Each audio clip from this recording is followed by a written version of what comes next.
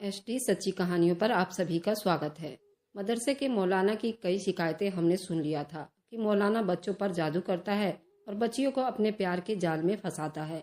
32 साल का मौलाना और बच्चियां 16 साल, 13 साल, 14 साल की बच्चियों को अपने प्यार के जाल में फंसाकर उन पर जादू करके न जाने क्या कर देता है। वो बच्चियां खुद कहती हैं कि मुझे उनसे शादी करनी है और वे मौलाना माँ बाप पर भी जादू कर देता है। माँ बाप खुद ही तैयार हो जाते हैं शादी करने के लिए। ऐसे ही हादसा मेरे पड़ोस में एक बच्ची के साथ हुआ था। वह बच्ची 16 साल की थी। उसका बाप ही खुद ही मौलाना से शादी करने पर तैयार हो गया था। वह लड़की भी उसके प्यार में पागल हो गई थी। वहीं पर लड़की के माँ और उनके घर वाले कोई भी तैयार नहीं थे सिवाय उसका बाप, और वह लड़की खुद तैयार थी शादी करने के लिए। वहीं मदरसे में ही निकाह होना था। पूरी पब्लिक इकट्ठी हुई थी उस निकाह में, लेकिन उसकी मम्मी बराबर बेहोश हो जा रही थी कि उसकी माँ नहीं चाहती थी कि उस मौलाना के साथ उसकी बेटी की शादी हो। वह रातों रात उस बच्ची को लेकर अपने मायके चली गई और वह शादी टूट गई। और उस लड़की की शादी एक हफ्ते के अंदर उसकी माँ ने अपने बहन के लड़के से करवा दी थी। शादी का मामला तो अब खत्म हो गया था, लेकिन उसके बाप की हालत बहुत खराब थी क्योंकि उसकी जुबान पूरे मदरसे में सभी लोगों के आगे खाली हो गई थी और ये बात उसने अपने दिल पर ले लिया और उसके दिमागी हालत कई महीनों तो खराब रही। उस मौलाना को उस मदरसे से निकाल दिया गया और ये बातें इस कॉलोनी में पहले से हो रही थी और यहाँ पर रहने के लिए मैं अभी नई आई थी और इस कॉलोनी वाले के मुंह से लगभग ये बात मैंने सभी से सुन ली थी और मैं अपने बच्ची को मदरसा पढ़ने भेजा करती थी। देखिए, मेरे साथ कहानी कुछ ऐसी हुई कि मेरी दुनिया ही उजड़ कर रह गई। मेरी बेटी का जनाजा तैयार था। जो भी मेरी बेटी का जनाजा पढ़ाने आता था अपने कानों को हाथ लगाता हुआ वहां से भाग जाता और जनाजा पढ़ने से मना कर देता, जबकि मेरी बेटी सफेद कफन में लिपटी हुई एक फूलों की तरह लग रही थी। मैं बेटी की मैयत पर बैठी रो रही थी। अचानक एक बुजुर्ग आदमी 40-50 आदमियों के साथ मेरे घर में दाखिल हुए और बोले, हम उस बच्ची का जनाजा पढ़ाने आए हैं। उस बच्ची के मैयत से किसी जन्नती रूह की खुशबू आ रही थी। उन्होंने मेरी बेटी का जनाजा पढ़ाया और उन लोगों ने अपने हाथों से कब्र में दफन किया। मगर उस वक्त मेरा कलेजा फट गया जब मेरी बेटी, अब सुनिए मेरी पूरी कहानी मेरी जुबानी। शाम के 8 बज गए थे मगर मेरी बेटी नसीबा अभी तक मदरसे से वापस घर नहीं आई थी और वहां पर कुरान शरीफ पढ़ने जाया करती थी। पहले तो वह रोज 4 बजे घर आ जाया करती थी। न जाने आज वे कहाँ रह गई थी। मुझे अपनी 16 साल की बेटी की फिक्र सता रही थी। मैंने पैरों में अपनी चप्पल पहनी, मदरसे की तरफ भाग खड़ी हुई। वहां जाकर पता चला कि मेरी बेटी तो 4 बजे ही घर वापस चली गई थी। अब तक तो उसे घर पहुंच जाना चाहिए था। मेरी बेटी बहुत नेक और शरीफ लड़की थी। उसने कभी किसी आदमी की तरफ नजर उठाकर नहीं देखा था। मैं वहां से रोती हुई वापस घर आ गई थी। मेरी बेटी के मेरे सिवा कोई दुनिया में नहीं था। उसके बाप की कई साल पहले ही इंतकाल हो गई थी। मैंने जैसे ही घर में कदम रखा, मेरी बेटी सामने बैठी रो रही थी। उसके बाल खुले हुए थे। उसकी हालत बहुत बिगड़ी हुई थी। मैं पहले ही नज़र में जान गई थी कि मेरी बेटी के साथ क्या हुआ है। मैं जोर जोर से चीखने चिल्लाने लगी थी। मेरी आवाज़ सुनकर मोहल्ले के कुछ औरतें भी बाहर आ गईं और कहने लगी, नफीसा बाजी, इतना क्यों चिल्ला रही हो? सब ठीक तो है? मैं रोते हुए बोली, मेरी बेटी की हालत देखो, क्या हुआ है? उस औरत ने तो पहले मेरी बेटी को सर से पांव तक घूर कर देखा और लंबी लंबी सांस भरकर कहा कि इस बेचारी की हालत से लगता है किसी ने उसकी इज्जत खराब कर दी है। इतने में एक औरत बोली, तुम्हें क्या अपनी बेटी के कारनामों की खबर नहीं हुई थी क्या? या तो लगता है ये खुद किसी के साथ मुंह काला करके आई और अब देखो कैसी मासूम बनी बैठी है। उन औरतों की बातें मुझसे बर्दाश्त नहीं हो रही थी। मैंने बेटी का हाथ पकड़ा और एसीपी साहब के घर चली गई, जो हमारे घर के बिल्कुल पास में ही रहते थे और वह बड़े अच्छे इंसान थे। मैंने उन्हें सारी बात बताई थी और कहा, खुदा के लिए मेरी मदद कीजिए इकबाल साहब। इकबाल साहब ने मेरी बेटी को देखा तो वह भी चौंक कर रह गए थे। उन्होंने मेरी बेटी के सर पर हाथ रखकर दिलासे दिए थे और पूछा, बेटा क्या हुआ है तुम्हारे साथ? मुझे सच सच बता दो। मैं तुम्हारे लिए खड़ा हूँ। तुम्हारे लिए लड़ना मेरा काम है। बस तुम मुझे उन दरिंदों के नाम बता दो जिन्होंने तुम्हारा ये हाल किया है। मेरी बेटी फूट फूट कर रोने लगी।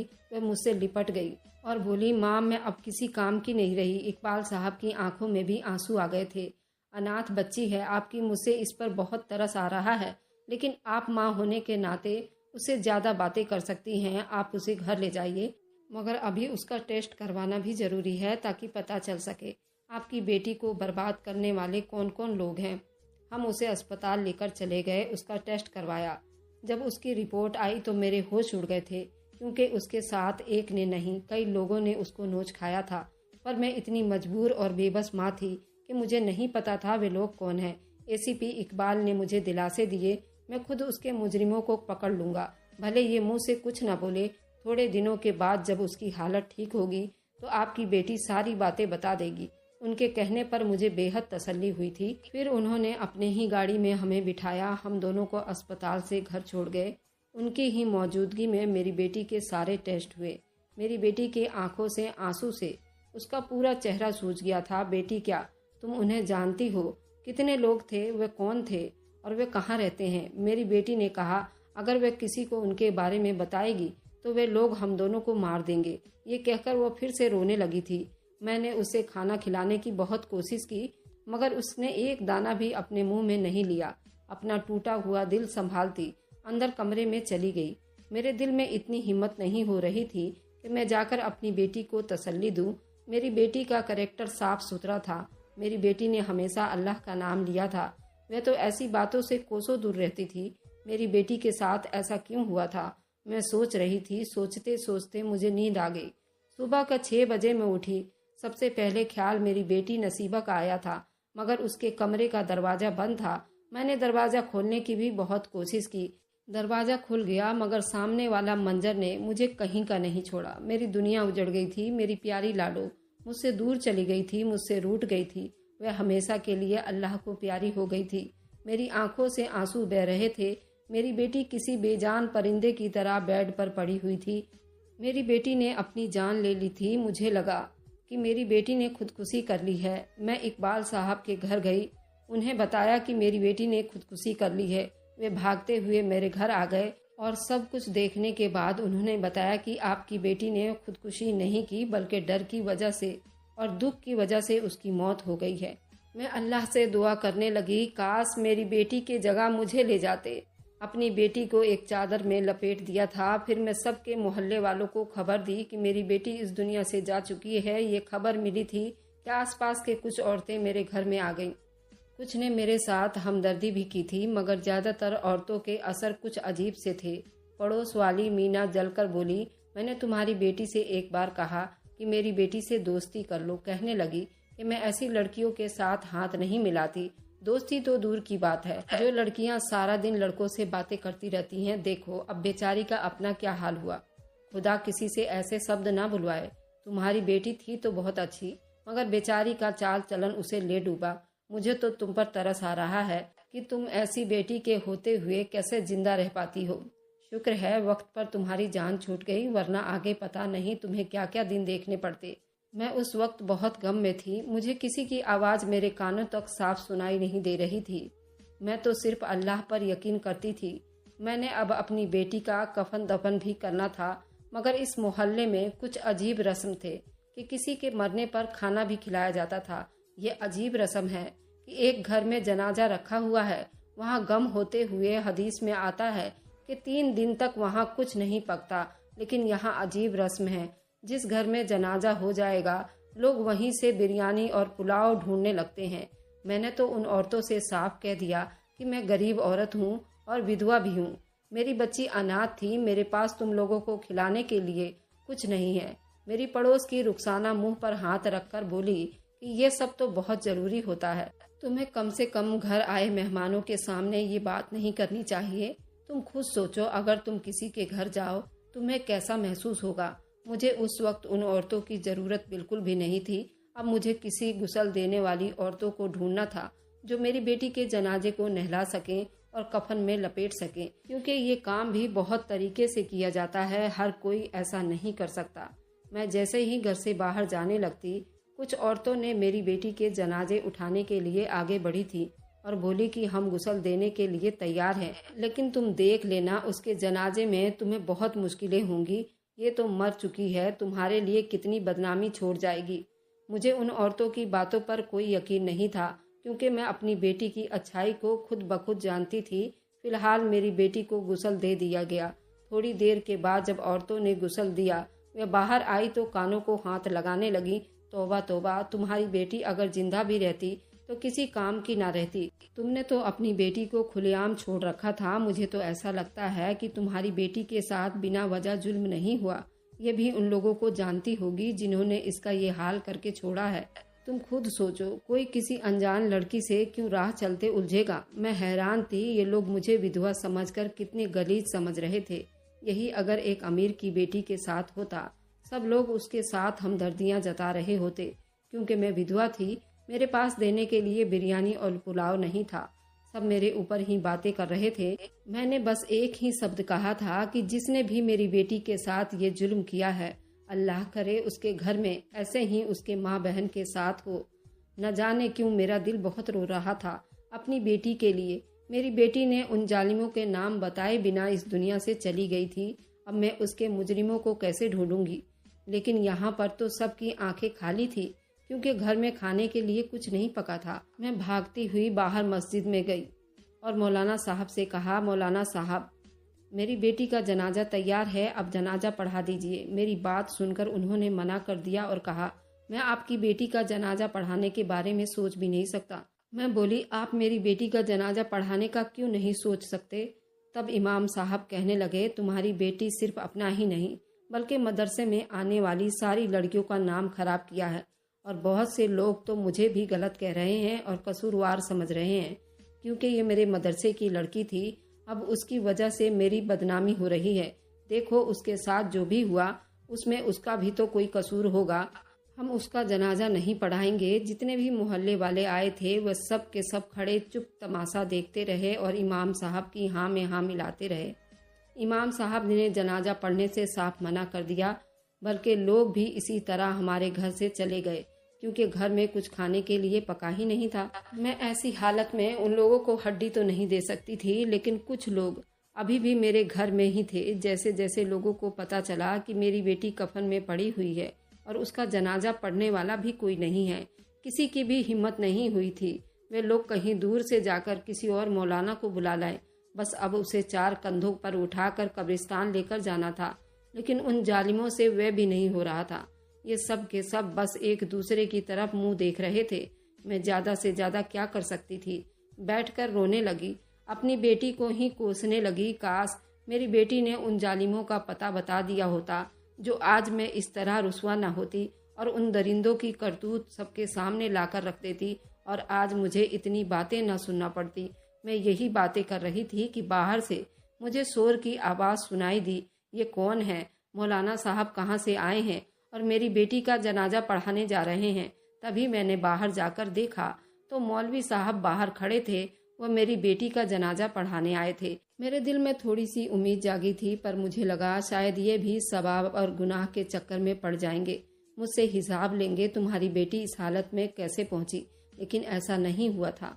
मौलाना साहब उनके साथ जो 21-22 लोग आए थे, उनके चेहरे पर बहुत गम था। वे लोग कह रहे थे, जल्दी से जिसको भी शामिल होना है जनाजे में आ जाए, इसका नमाजे जनाजा अदा किया जाएगा। जनाजे को कंधा देने के लिए आए थे, मगर हैरानी की बात ये थी कि उनके साथ और भी लोग थे, जो 40-50 लोग होंगे। उन्होंने सफ़ेद कपड़े पहन रखे थे। मैं उन्हें गौर से देखने लगी थी। उन्होंने सफ़ेद पगड़ियाँ भी पहन रखी थी और सफ़ेद कुर्ती भी पहना हुआ था, जिन्हें देखकर लगता था ये लोग बहुत साफ सुथरे माहौल से आए हुए हैं। ऐसा तो कभी भी नहीं देखा था कि हमारे मोहल्ले में कोई साफ सुथरा आदमी आया हो। ये सब लोग नए थे, यहाँ पहले किसी ने इन्हें नहीं देखा था। ये गरीबों का मोहल्ला था, मगर उन लोगों के कपड़े बिल्कुल साफ सुथरे और चमकदार थे। ऐसा लगता था कि उनके कपड़ों से कोई लाइट चमक रही हो। मेरा दिल बड़ी तसल्ली में हो गया था। इतने अच्छे लोग मेरी बेटी के जनाजे पढ़ाने के लिए आए थे। कम से कम मेरी बेटी पर लगने वाला दाग कुछ कम हो जाएंगे। मैं बड़े फक्र से उन औरतों को देखा था और कहा कि देख लो, मेरी बेटी का जनाजा पढ़ने के लिए मौलवी साहब कितने लोगों को लेकर आए हैं। वह औरतें फिर से मुझे बड़ी घूरती हुई नजरों से देखने लगी। हाँ, तुमने ही कुछ रुपए पैसे देकर बुलाए होंगे। उन औरतों ने बजाय मेरी हौसला बढ़ाने की मुझे एक और ताना दे दिया था। पर अब पता नहीं क्यों मेरे दिल में एक सुकून सा उतर आया था। मुझे अब अपनी बेटी पर तरस भी नहीं आ रहा था। जब मैं उसका चेहरा देखा, मैंने उसका चेहरा देखा तो उसका चेहरा बिल्कुल जगमगा रहा था। लगता था जैसे मेरी बेटी एक हसीन खूबसूरत लड़की हो। उसके चेहरे पर कोई गम नहीं था। जख्मों के निशान भी अब बिल्कुल गायब हो गए थे। मेरी बेटी के बदन से ना ही बदबू आ रही थी और ना ही कोई ऐसे निशान थे जिनकी वजह से मैं परेशान होती। फिर वे बूढ़े आदमी मेरी बेटी के जनाजा पढ़ाने आए थे। मुझे कहने लगे, ये लड़की कोई जन्नती है, उसकी मैयत से कितनी खुशबू आ रही है, इसी वजह से हम उसका जनाजा पढ़ाने आए हैं। उसके साथ आई भीड़ वालों ने भी हमारे घर में मेरी बेटी का जनाजा उठाया और बाहर चले गए। मेरी बेटी के जनाजे एक ग्राउंड में ले जाया गया था। मोहल्ले के बाकी लोगों को भी अब शर्म आ चुकी थी। वे लोग भी मौलवी साहब की बात सुनकर उनके पीछे चलते हुए ग्राउंड में पहुंच गए थे। मैं हैरान तो उस बात पर हुई थी, मौलवी साहब के पास कोई माइक और कोई स्पीकर नहीं था, लेकिन उनकी आवाज़ बहुत तेज थी। आवाज़ किसी ने आज तक नहीं सुनी थी। मेरे दिल को एक सुकून सा हो रहा था। मेरे दिमाग में मेरी बेटी का मुस्कुराता हुआ चेहरा उभर आया था।